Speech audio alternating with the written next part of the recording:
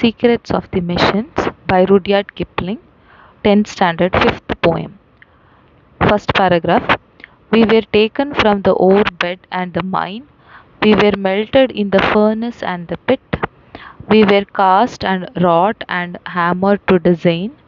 We were cut and filed and tooled and gods to fit.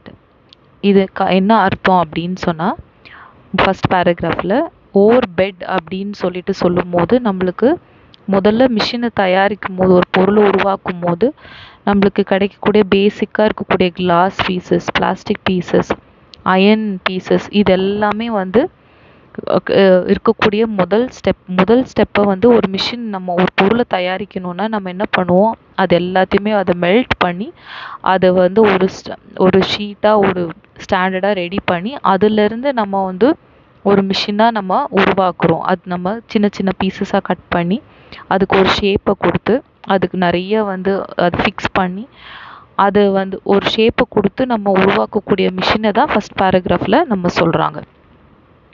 Second paragraph.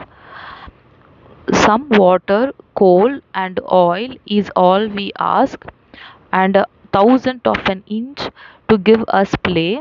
And now, if you set us to our task, we will serve you 4 and 20 hours a day.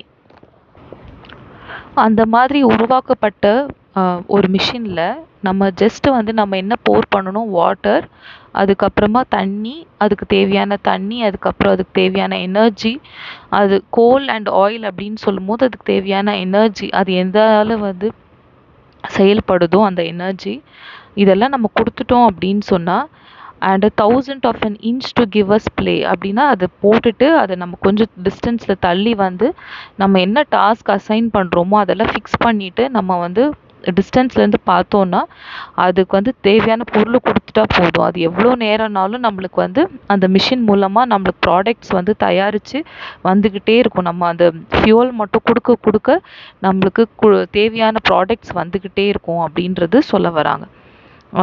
கொஞ்ச நேரம் கிடையாது, நமக்கு அந்த அதுக்கு மிஷினுக்கு மட்டும் feet பண்ண தேவையான ஒரு திங்ஸை மட்டும் கொடுத்தாலே போதும். அது நம்ம எவ்வளோ நேரம் சொல்கிறோமோ அதுக்கு ரெஸ்ட்டே இல்லாமல் கண்டினியூஸாக ஒர்க் பண்ணக்கூடிய ஒரு டேலண்ட் வந்து மிஷின்ஸ்க்கு இருக்குன்றது நம்மளுக்கு சொல்ல வராங்க. Third paragraph. We can pull and haul and push and lift and drive. We can print and plow and weave and heat and light. We can run and race and swim and fly and dive. We can see and hear and count and read and write. இந்த பேராகிராஃபில் நம்மளுக்கு என்ன சொல்ல வராங்கன்னா, மிஷின்ஸால் செய்யக்கூடிய various ஒர்க்ஸை பற்றி நம்மளுக்கு சொல்ல வராங்க. என்னென்ன மிஷின்ஸ் நம்ம ஹியூமன் பீயிங்ஸ் செய்யக்கூடிய அத்தனையுமே வந்து மிஷின்ஸ் நம்மளுக்கு வந்து செஞ்சு கொடுக்குது அப்படின்னு சொல்ல வராங்க. இதெல்லாமே வந்து நம்மளுக்கு புல், ஹால், புஷ் இதெல்லாமே ஹியூமன் பீயிங்ஸ் இருக்கக்கூடிய ஆக்டிவிட்டி. அது வந்து ஒரு டைப் ஆஃப் மிஷினை நம்ம தயாரித்தா மிஷின்ஸாலையும் நம்மளால் செய்ய வைக்க முடியும் அப்படின்றது நம்மளுக்கு கன்வே பண்ணுறாங்க.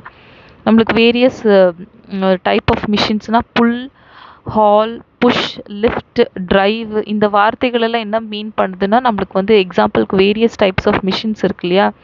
என்னென்ன மிஷின்ஸ் இருக்குது, நம்மளுக்கு வந்து வாஷ் பண்ணுறதுக்கு வாஷிங் மிஷின், ஃப்ரிட்ஜ் கூல் பண்ணுறதுக்கு, அதுக்கப்புறமா வந்து டிஷ் வாஷர் வாஷஸ் பண்ணுறதுக்கு, அதுக்கப்புறமா தேவையான பிரிண்டிங் கொடுக்கக்கூடிய மிஷின்ஸ், அதுக்கப்புறமா ப்ளவ்விங் விவசாயத்துக்கு யூஸ் பண்ணக்கூடிய மிஷின்ஸ், அதுக்கப்புறமா ட்ரெஸ் தைக்கக்கூடிய மிஷின்ஸ், அதுக்கப்புறமா ஹீட் லைட்டை சர்வ் பண்ணக்கூடிய மிஷின்ஸ், ரன், ரேஸ், ஸ்விம், ஃப்ளையிங்குக்கு யூஸ் பண்ணக்கூடிய நம்ம மிஷின்ஸ். அதுக்கப்புறமா எக்ஸாம்பிள்ஸ்க்கு வந்து மிஷின்ஸ்ன்னு சொல்லும் போது நம்ம ஹியூமன் பீயிங்ஸ் உருவாக்குன அட்வான்ஸ் டெக்னாலஜியும் நம்மளுக்கு சொல்ல வராங்க. எக்ஸாம்பிள் ஏரோப்ளேன், அதுக்கப்புறமா நம்ம வந்து போகக்கூடிய 2 வீலர், 3 வீலர், கார், பஸ், அதுக்கப்புறமா பைக், இதெல்லாமே கூட நம்மளுக்கு வந்து எல்லாமே இந்த மிஷின்ஸ்குள்ளே அடங்கும்.